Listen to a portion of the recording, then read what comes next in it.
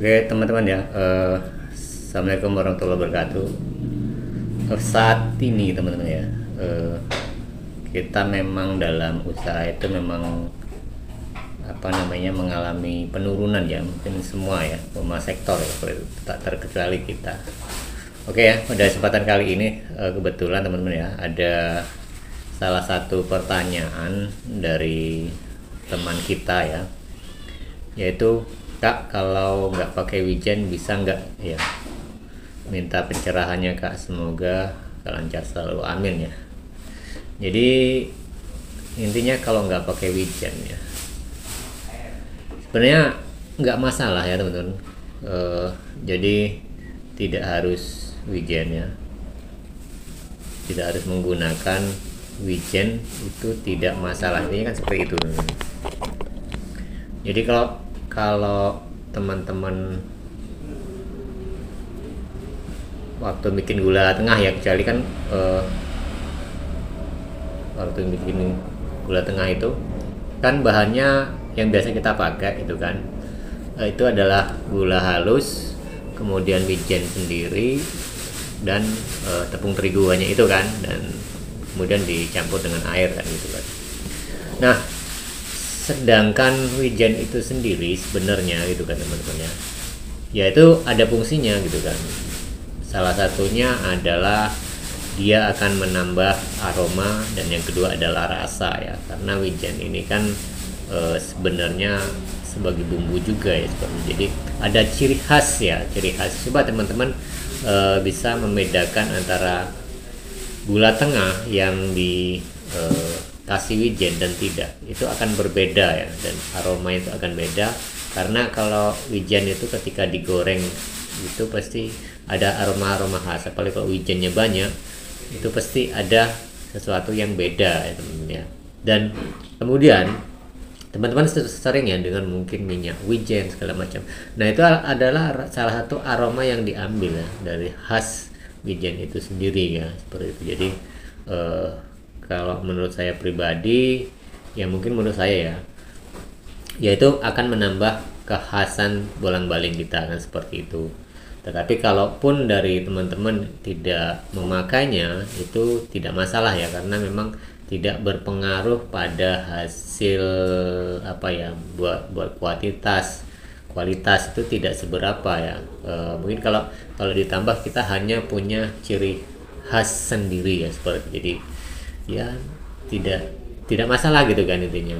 Jadi kan wijen itu kan terletaknya pada hanya gula tengah ya, jadi pas goreng itu aromanya itu terpapar ya terpapar di gula tengah itu sendiri. Jadi ketika kita membuat, sudah motong-motong ini adonan gitu kan, sudah motong-motong dan terbelah, nah disitulah aroma dan khas rasa ya dari wijen itu sendiri terasa. Selain itu ya nggak ada sih teman-teman. Jadi kalau ditanya fungsi utamanya ya hanya itu gitu kan, hanya aroma dan rasa ya. Dan itu semua tidak menjadi suatu kewajiban gitu ya. Ketika teman-teman semua ingin membuatnya ya tidak masalah gitu dengan wijen, kalau enggak pun nggak masalah.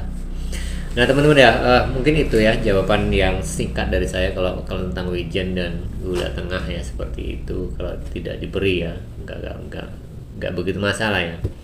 Nah sekarang itu teman-teman ya, bagi kita usaha yang namanya usaha bolang-baling dan cakwe itu kan, sekarang kan persaingan usaha itu kan semakin ketat ya, bukan hanya di usaha yang kita geluti saja, tetapi kan modernisasi makanan-makanan kuliner tuh luar biasa sekali, yang saya juga tidak tahu nama-nama kuliner itu. Juga kalau teman-teman di jajanan pasar tuh wah banyak sekali gitu kan, jadi sulit untuk untuk menamai kita kalau kita belum biasa. Nah itu adalah persaingan di dunia usaha saat ini ya. Jadi kreativitas orang-orang usaha gitu kan, dan harganya relatif lebih murah ya, seperti itu, lebih murah.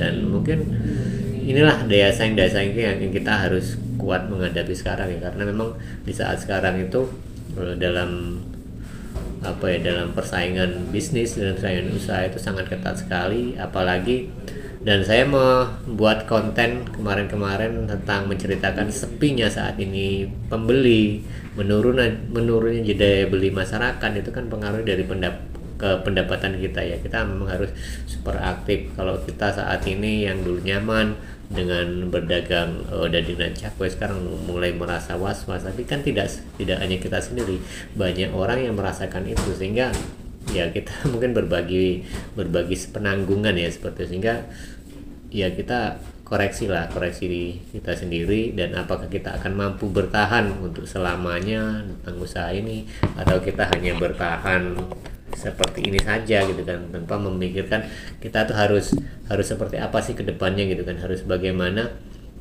nantinya ketika usaha ini sudah tidak maksimal lagi kan, seperti itu.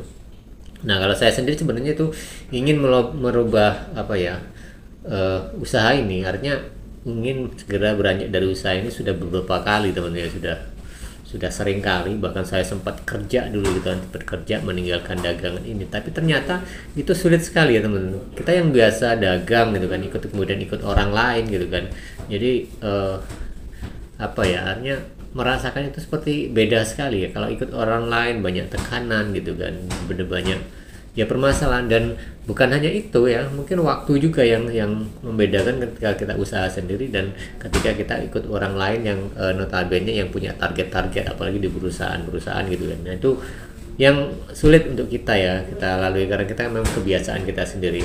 Nah, yang berikutnya saya juga pernah untuk mencoba ya usaha-usaha lain, baik itu usaha-usaha apa namanya, seperti sembako, kemudian beranjak ke usaha kuliner lain, es, kemudian yang makanan-makanan lain, apalagi di pecel lele itu memang saya paling lama ya seperti itu dulu kan.